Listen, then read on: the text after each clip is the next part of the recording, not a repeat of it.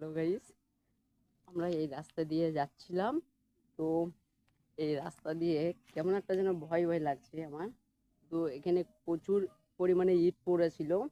তো সেই ইটগুলো তো যাওয়ার সময় দেখলাম আছে, আর এখন দেখলাম সব এক গাছের গোড়ায়। তো একটা ইট পড়ে আছে এক সাইডে, কেউ তুললো না কেন? কারণটা কি? এটাই দেখবো, চলো। এই ইটটা তুলছে না কেন? এত মানুষ আছে কিন্তু ইটগুলো তো তুলছে না। দেখো সব এখানে জড়ো করা ছিল, সেখান থেকে গাছের গোড়ায় নিয়ে চলে গিয়েছে, কিন্তু একটা ইট এখানে পড়ে আছে। ভালো ইট এখানে পড়ে আছে, ভাঙা ইট গাছের গোড়ায়। তো তুললো না কেন এটা?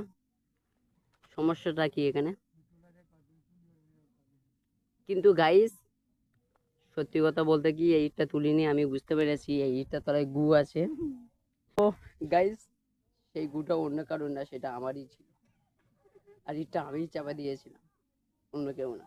চলো গাইস, আবার দেখা হবে আবার নেক্সট